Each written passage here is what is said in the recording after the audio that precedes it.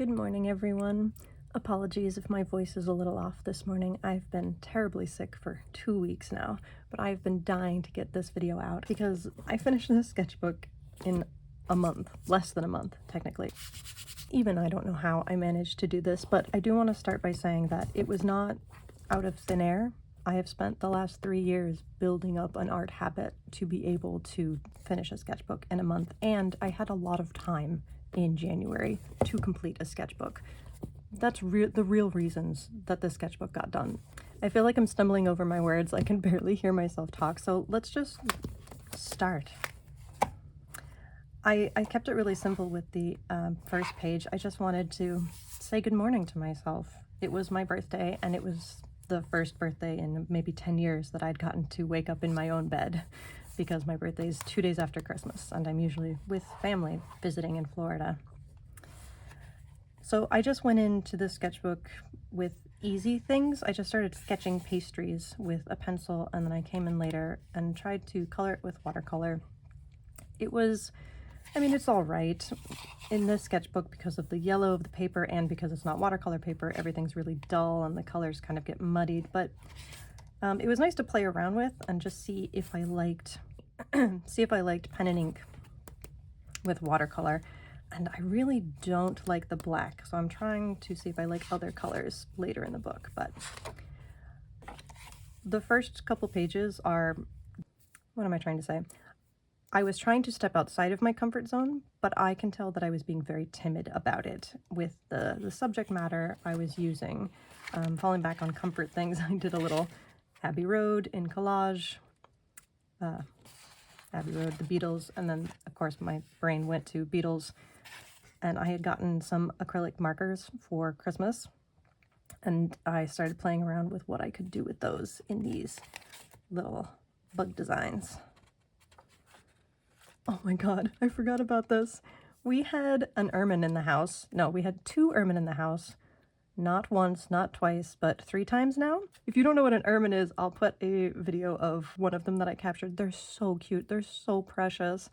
But they are not great to have in your home. They are carnivores, and they seek out meat, and we're going to have to relocate them if they don't stop coming into the living room. Again, I'm picking subjects that I'm comfortable with new mediums. So this is Posca markers with a egret that I drew. More pastries. I really want watercolors to work in these books because I love art creation books, but they are just really bad for watercolor. And if you don't know why watercolor paper is better for watercolors, once the watercolor goes down on this paper, it's immediately soaked in and you can't move it. And so that first layer is permanent, and then every layer on top of that is sort of like not actually in the paper yet. It's like sits on top and doesn't dry and moves around. So it's not the best paper, but I was hesitant to move on to these acrylic markers because I really didn't know how to use them yet. This was a travel set that was pretty dry, and I also had a really dry pen that I got, so I was having trouble with these first pages. But again, all of this was done within the span of, I don't know, a day or two, and then I think this was New Year's Eve. My husband was working, he's a radio host, so he had to do the broadcast of when watching the ball drop and everything, and so I was home alone, worried about him being out in the cold late at night, and so I was just doodling Happy New Year. Oh, this I love. Okay, so one of the reasons I was able to finish the sketchbook in a single month is because I had given myself a side goal of when I didn't know what to draw, I was going to draw landscapes. And so I figured I could do a landscape every day in January. And it was after midnight, and so I went, oh, shoot, I need to do a landscape. And I was in the dark with my Posca pens, and it was so dark that I couldn't see the difference between this green and this gray. And I just started scribbling out this scene in my mind of a marsh. And I left it simple without this, came back the next morning, and then drew this little scene and called it Bayou. It's one of my favorite things that I've done, and I can't replicate it, and I'll never do it again, probably, but I love it so much. So this is the next morning with my acrylic markers, trying to figure out how to use them, basically. And this is a view of my backyard in the snow. We live basically in the middle of a forest. This is, I was just doodling. I started doodling teacups, and then it turned into kind of a, I don't know, cat in the hat surrealism thing, and I wanted to make the outside world simple, but oh boy, was I hating everything I did, and I kept coming back in and messing things up, so. More comfort zones, trying to use acrylic markers, just testing out all the different colors that I have. Again, more really timid, simple subject matter so that I can get used to laying down these colors. They're really thick and painterly, and I like it and don't like it at the same time. This is, did I do all of that in one day? Hold on. So because I decided to do landscapes in January every day, anytime you see a landscape, that's the next day. So I did all of that in a single day. I was really excited to use this sketchbook. Not so much excited to use these acrylic markers. Here I am failing to understand colors. I drew this out with a micron pen. It's reference from Christina's World. If you don't know that painting, it's a girl with polio lying in a field looking off towards the house, and obviously she's unable to reach the house or even get up. It was a, God, it was a poignant painting then, and it's a poignant painting now. But regardless, I was really disappointed to find that the acrylic markers smudged the micron ink. I guess even though it was dry, it wasn't completely dry, and so it reactivated it, and I was very, very frustrated by that and kind of like gave up on this.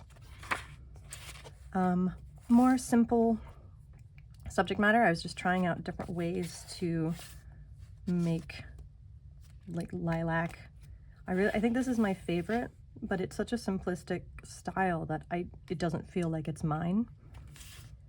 That was something else I was doing in this sketchbook. I was trying to explore different styles. Oh, and here is a great example of that. I started referencing different artists' landscapes, and I was copying them to see sort of how it felt to lay down that style. And so you can see lots of different styles here, and I think this is my favorite for sure. But again, it doesn't feel like me, but I loved drawing it. I love laying it down. This felt just as good as this one. And that's what I was going for in the sketchbook. I'm trying to find art that feels good when I make it, rather than art that looks good after I've made it. That's, I feel like, a distinction that I'm trying to move away from. Simple subjects, playing with the colors, seeing what I could do. I hated this at first, but it has grown on me. I think I like it and hate it at the same time. I like what I did. I hate that it looks like paint. And I realized that that might be the point of acrylic markers, and I might not actually like acrylic markers. These are just two scenes from my mind playing around with different styles again. Yeah, I really, really hated this page, so I had to go back to my regular just sketching, but I challenged myself by sketching with a pen, and I started drawing hippos, and I really liked this page. And if you look under here, I had to add this because, ooh, that guy didn't turn out great. But yeah, so this page made me really happy, whereas the last couple pages did not, right? Like, I didn't like making these. It didn't feel like me, and that was something that I was trying to pay attention to in this sketchbook. And I think that's why it was so easy to fill, because I wasn't shying away from things that felt uncomfortable. I drew a platypus because I was just looking for animals that I could draw, and then I was like, man, these guys are so cool. They don't have stomachs. The food goes straight from their whatever it is to their intestines. The males have venom spurs on their hind legs. The webbing on their feet is retractable. They're mammals, but they lay eggs. They don't have nipples. They just have milk glands in their abdomen. So their young just suck on their skin. And just like sharks, they have electric sensors on their noses. And I just love that. I love that. That's all. I love that. Here I have a set of 8 Posca markers, dark tones, and I was using landscapes to explore those colors. So again, I already knew what to draw. It's really helpful if you just have something in the back of your mind. It's like, well, if I don't know what to draw, that's what I'm drawing. And I chose landscapes because I looked through all of my other sketchbooks and realized I do draw a lot of landscapes. It's an easy subject for me to do in different styles because it's something I already do naturally. So again, that is another reason that this was completed so fast. I worked with what came naturally to me in order to get out of my comfort zone. I really like this landscape because I was getting frustrated with drawing landscapes. I was getting a little tired of it, and so I sort of like switched it up, and I started with the horizon line, but then I put the sun under the earth. It's not perfect. It was just like a sketch, but I don't know. I really like that concept. I guess I was tired with using acrylic markers here, so I busted out some alcohol markers that I have, trying to do sort of a messy, loose flower. Okay, I have a bad habit of being really tight when I draw flowers, and I'm really trying to get out of that. Exhibit B, I guess, trying to loosen up here. That's all I was trying to do, just stop being so tight. I felt like everything I had drawn up until this point was so controlled, and even though I was getting out of my comfort zone, I was being so timid and not letting go of that fear. And so this page was all about just putting color down, messing it up, like not caring that this is so thick it's not going to really blend, leaving this blank. I don't know, this was an exercise in just make a mess, and I just played with it until it was something that I didn't hate. Sorry, I have to keep taking breaks to get tea so that my voice doesn't go out on me. Okay, I was on Pinterest, as we all are, and I saw this no grit, no pearl thing, and I just really hate things like that. Platitudes that sound meaningful, but when you really break it down are just terrible advice. An oyster gets no benefit from a pearl. A pearl is made entirely for the benefit of other people. And the more grit, i.e. sand, sediment, the less actual environment there is for that oyster to grow. So this was just my little rant. Full disclaimer, if you don't know, I am a marine scientist by trade. I'm not an artist, shock and awe. So throughout my sketchbooks, you will see odes to science and marine life. So if you have any questions, I would love to answer them because I am a nerd and I am proud of that. I really didn't want to draw landscapes today, I guess, so I drew tree landscapes, messing about with the acrylic markers to see what kind of textures I could get and how I could layer them. This I used pencil on top of and really didn't like it. Oh, okay. I think this was inspired by like Van Gogh and someone else, but I just started drawing these lily pads, and then I wanted the water to be ethereal and sort of like not there at the same time, and I just started adding lines, and I really, really, really hated it at first. I'm not gonna be honest, don't like it now, but the concept and where it was going is what I liked.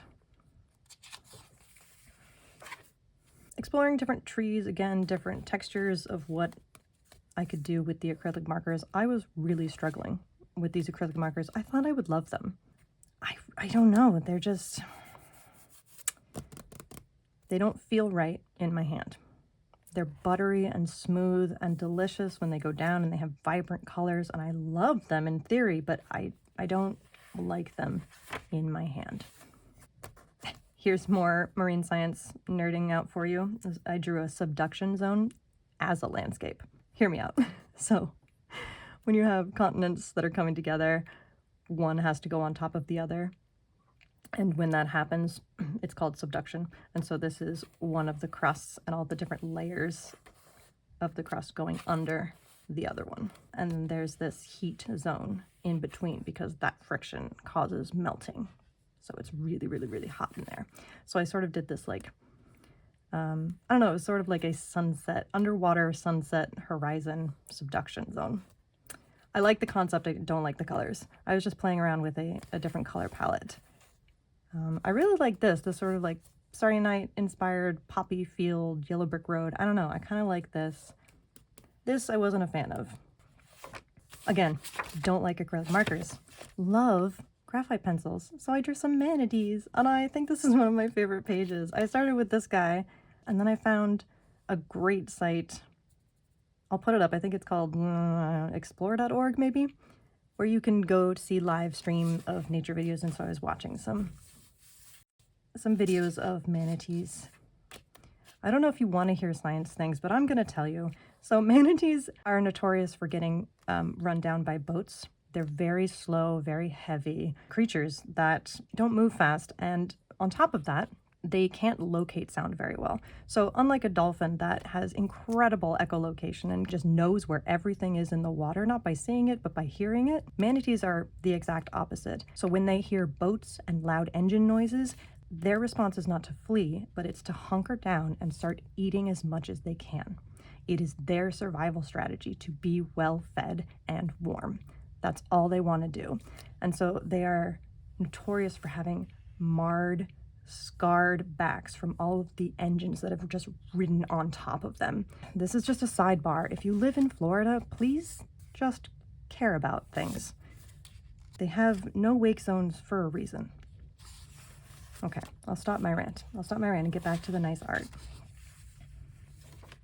God, this is another long story, but I won't bore you with it. I once went to Dominica in the Caribbean and in Portsmouth, where we docked on a tall ship. I was working on a tall ship at the time. I'll tell you that story later. I was working on a tall ship at the time, and they have these little rowboats that come out, like little boats with these motors on them. And the first one that reaches your boat becomes your tour guide. Basically, it's how the like structure of their economy works. And so you get taken around the island by these individual tourists, and you go around, and we tasted like these mangoes, but everywhere in the city are these brightly colored houses. And so I was just on Google Earth, I think, just looking at the like handful of images that they have. It's a third world country, so they don't have Google Street View, obviously, but they have some 3D images that are like scattered in the town. And so I was just reminiscing and drawing. I'm getting really long-winded, I apologize. More landscapes, because that's what my challenge was for myself in January. Not challenge, but just helpful reminder of it doesn't matter what you draw as long as you draw. So these are sheep in Ireland, just playing around with sheep coming down the hill. Yeah, again, acrylic markers, went back to graphite. I don't really like drawing snakes, it turns out. I'm not sure why, but this page left me kind of blah. And I'm kind of blah here. I'm just sort of doodling landscapes now. And so I went outside. If you guys haven't seen this video, I really recommend you check it out. It was the breath of fresh air that I needed. I went outside and I just sketched with charcoal, and this is one of my favorite things in this whole sketchbook, of this beautiful spot on the lake. And that completely revitalized me. You know, I had done a lot. I had done a lot in just a couple days, and I needed a reboot. This is just a simple, it's another marine science story. I'm not going to bore you with it. I am a planktologist. I study microscopic organisms, and this is their day-night cycle. Oh, I just love these guys. Okay, and so I put them in here, but with this like teeny tiny fish. Think of it as like a sardine-sized fish, but this is the actual ratio, right, of a teeny tiny sardine fish. This is their food. That's what I study. I love it. Anyway, I'm not going to go on a tirade. I'm not going to go on a tangent, I mean, about marine science stuff. This is just doodling. I was in a sort of black and white graphic phase. I was trying to capture the magic of that first landscape that I made. Again, not successful. I'm not as loose. I'm not in the dark, right? I wasn't really able to see what I was doing. And I'm not scribbling. I'm like purposely creating scenes here. So I really don't like those. So I went back to my comfort zone, and I really like drawing birds, and I really like graphite. So here we are, some wetland birds for you. An ibis, a cormorant, and either a heron or an egret. Honestly, I can't tell in the pictures. They look pretty similar if it's not a great blue heron.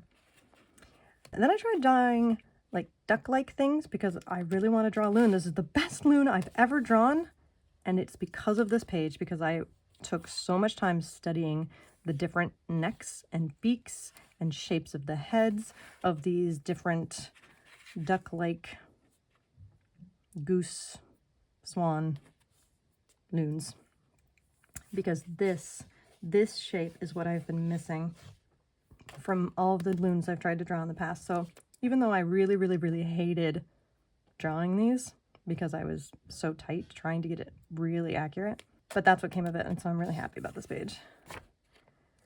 Oh, and then I took a step back and just started to do some landscapes with hatching. I really want to get better with hatching, and so I was doing this, like, I don't know, this, like, not fisheye view, I don't know what this view is, but looking through foliage. I really like this concept of looking through foliage. You'll see it a couple times in the sketchbook. I was prepping pages because I was having a hard time one day, and I knew I was going out the next day. I had to go to get our car serviced, and so I prepped a couple pages with watercolor, even though watercolor is not great, and then I came in with pencil on top of it and just drew, like, whatever. This is sort of an abstract cave on the oceanside scene that you cannot tell that that's what it is, but I can tell that's what it is. But I was just at the dealer, just doodling. And that morning, to give me inspiration before I went to the dealer, because the dealership was not going to be inspiring, I spent an hour at a local art museum before I went to the dealer. I just made time for that. Since I had to do errands anyway, I made sure that my errand started with something that was just beautiful. So I drew this first, and then I came back and did this at the dealer's. And then I hadn't done a landscape, and so that night I came back with watercolor and tried to do a landscape. This is the view from my hometown when you're standing on the beach looking north. I know it looks like nothing to you. I can see it perfectly in my mind. I love it, for no other reason than nostalgia. And then I kept drawing snapdragons. I figured I really loved these snapdragons, and I really wanted to use watercolor. Watercolor, as you can tell, is my medium. I just feel most relaxed using water. Oh, this is ink. I bought myself ink because I realized I really like watercolor. Maybe I should try other liquidy mediums, and I immediately fell in love. Again, this is the same scene as this. I know you can't tell. Over Christmas, I got to visit, and my nephew was down there, and we were blowing bubbles on the beach of our hometown, and this is that memory of those bubbles blowing over the sea and popping and bursting in the air. Again, just trying these different mediums. I never would have made something like this if I hadn't sat down and said, I'm just going to use the sketchbook to try things. That's a great way to just get yourself to use the sketchbook. But again, I have spent 3 years in and out of depression building an art habit to fight that depression so that I can draw every day, because it is the only thing that keeps me sane. Was that too dark? Let's look at pomegranates. Again, I'm trying to be more loose. I'm trying to be looser. And so I came in with colored pencils because I hadn't used them yet in the sketchbook, I don't think very much. I loved it, but on this yellow paper, it's toned, but it's not mid-toned. It's still the lightest tone. So when you're using pencils or anything else, it has to be the lightest thing that you're using, unless you're completely covering all of the yellow, because then it makes everything else look a little weird and off-colored. So I am a science girly. This is a nerdy thing. I used like a chandelier as a plankton net. These are so simple. They're just fine mesh that can get microscopic organisms, and you drag it through the water and you can collect all of these things. We use the same tools today that Darwin did when he was first collecting. Ugh, I love it. Okay. This is a master study of Looking Out by Winslow Homer. I'll put it somewhere. I love Winslow Homer. I love his depiction of the Maine coast, the everyday life of fishermen and people. His use of watercolor is not as bright and vibrant as I would use, but his studies, especially his sketchbook studies, are just gorgeous. Okay, here I got unreasonably angry at my Posca markers because look at all this scratchy bullshit. I'm gonna say it, scratchy bullshit. How can they be so juicy and so useless at the same time? They're supposed to get great coverage over large areas. This isn't even very big, but okay, I digress. I really like this, and I like how simple it was to do, and I like that they're sort of looking down at you. I don't know, they're cute. Oh, okay, I looked up historical pictures. This was a photograph of an incoming dust storm on Black Sunday in 1935. I'll put it up on the screen, but that cloud is dust rolling over houses and people, and I tried to capture it, and I mean, I'm not completely successful, but I really liked what I was able to achieve here. Oh, this is from a little short film, Callisto la Petite Nymphe de Diane. It's a 1943 film, and I just love the movement. I hate this. Please don't look at it. This was a disaster. We'll just move on. Oh, right. So to make up for that, I went back to something like this, and so I was drawing lines, and I really like this. I did this first. Makes it unbalanced, like the darks and the lights aren't complete, but I just was tired of drawing it. But I really like this style. I started with this. I was in a funk after that last awfulness, and so I just started drawing a line in semi-realism just to get myself going. Looked at it, hated it. On its own, it's terrible, and I just got angry and did a scribbly version of a sliced line looking straight at you. And that made me feel a lot better.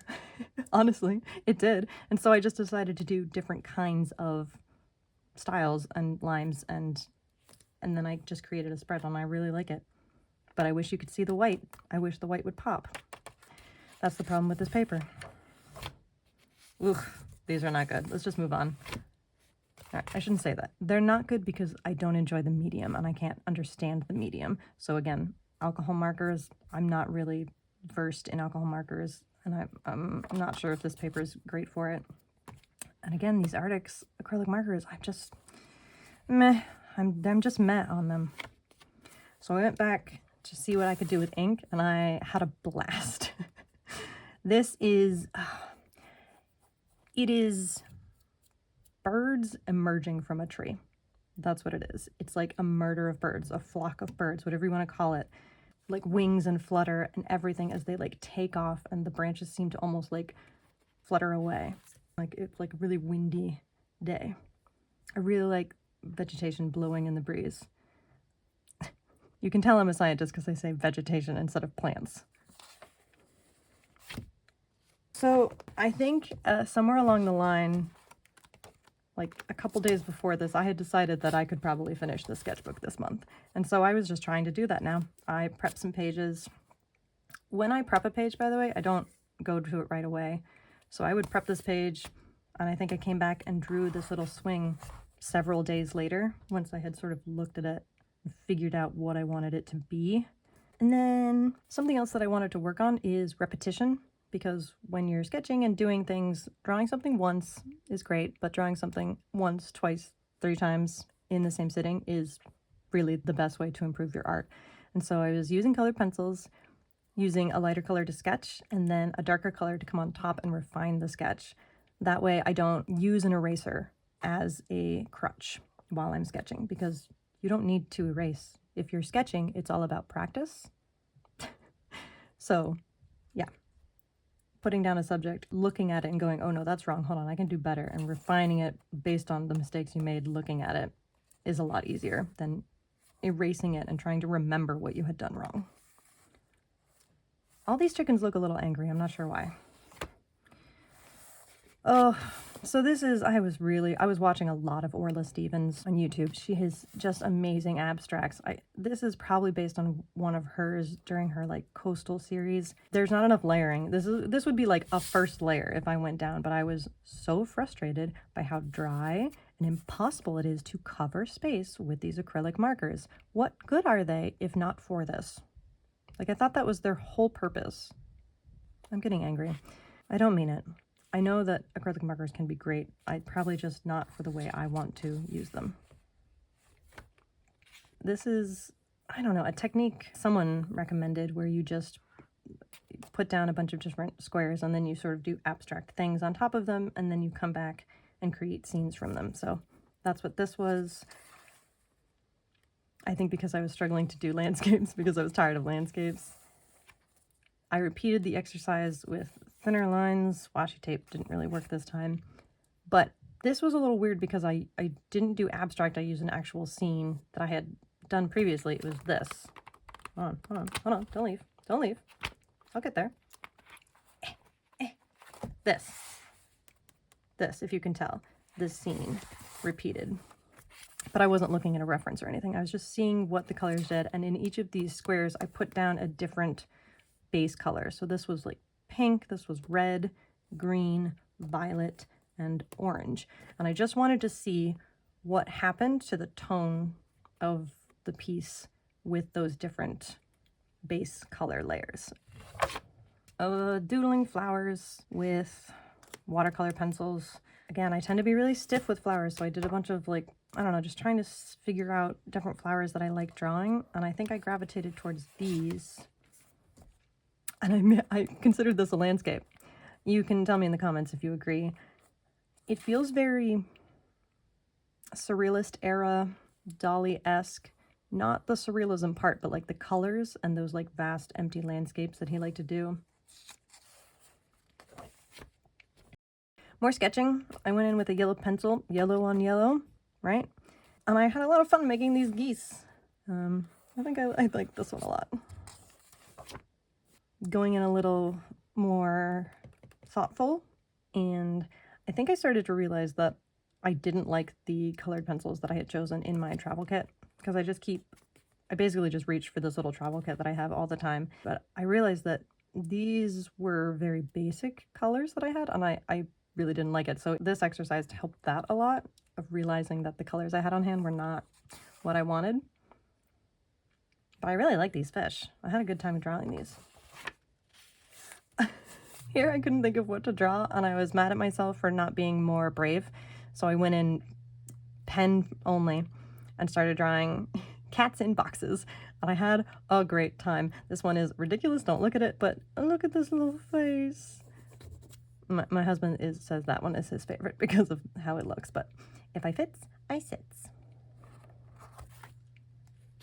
I hadn't drawn a landscape that day, and again, does this count as a landscape? Looking through the vegetation. Oh yeah, getting angry at it not being watercolor paper because I want it to be watercolor paper, so I just did like the blob exercise to reset my brain. I don't actually enjoy this exercise. Here's a little tip. Even though you don't enjoy an exercise, it's okay to do it every now and then. I find that this really gets me out of my own head and stops me thinking so rigidly about what things are supposed to be, right? Obviously, I never would have drawn this little bear being comforted by a dragon, or this like big muzzy looking guy singing a song. Oh, okay. I started drawing a clothes on a line and then hated it, but I had this magazine of this travel story by this guy, and I love his watercolor sketches. And when I went to look at his professional stuff, like the not just his sketches, but his curated art, I really didn't like it as much. And so I wanted to keep this in my head. And so I decided to make a collage of all the different paintings that were in this magazine. They were like full spread pages of his work, like 7 or 8 of them. And so I made this like busy street scene. It's incomplete, but I just thought it was, I don't know, I just liked it. And then I'm trying to use up the book. I was starting to get sick, as you can tell, and I wanted to use watercolor paper. I didn't want to use this paper anymore. So here I was defying all odds and just seeing what my version of flowers were. So without looking at references, I just started with watercolor, doodling daisies and aster, peonies, roses. Don't like these pages. Forget-me-nots. This is interesting. This I hate. This is this is 12-year-old Madeline. And then more of these snapdragons. I was trying to marry the snapdragon to the leaf. That's what I was doing here, in case you were wondering why there's so many of them. And I finally decided on this one over here. It was the last one I did, and I realized that's the look I was trying to go for in all of these, but I was too afraid to muddle them. Anyway, so this is the last thing I did. If you've never seen one of my sketchbook tours, another reason that I'm able to finish a sketchbook is because I do all of my swatching in the back, so that when I get to the end and I'm tired and I don't want to draw anymore, the sketchbook is already done. There's a little tip for you. So here I was, because of the page of goldfish, where I realized I didn't like the colored pencils I had on hand, I just started going through all of my colored pencils and curating them with the ones that I really liked and coming up with a refined like color palette that I would choose to bring with me. So this is my like large 72 set of Castle Arts, and then I have a 36 set of Derwents. And I decided that these would be like my travel palette. But I was really, I guess, intrigued, if you take away those, by how muted the colors are that I picked, that I really was drawn to. But except yellows. I love yellows. Give me all of the yellows. I want more yellows. And here I am playing with different inks because I realized I love ink, and so I bought a terracotta ink to play around with that I want to start using more of in my next sketchbook. So these are just like me testing out materials, how they work, how they're used, what kind of marks I can make. These are really good exercises. Don't swatch, make marks. Figure out how the material goes down with different actions from your wrist. Feel the way it looks. That doesn't make sense. You know what I mean. Okay, let's skip this page for a second. So these were my goals for the sketchbook. Loosen up, take risks, explore different mediums. I definitely did that. But something else that I did, which really helped finish the sketchbook in a month, is I started making a list based on my older sketchbooks of all of the things that I tend to draw. Things that I'm like, yeah, I drew that, and I really enjoyed drawing that. I might not draw it all the time, but I enjoyed drawing it when I did, so write it down. So I did. And so another reason that I finished this so quickly is because I didn't ever have art block. I didn't need to rely on other people suggesting things that I neither wanted to draw nor was interested in drawing. I could rely on myself to give myself ideas. So, man, I feel like that was really long-winded, but I hope you got something out of this. I hope you can find joy in the art that you create. And I want to wish you the very best February. I really appreciate you joining me, and I hope you have a wonderful day. Bye.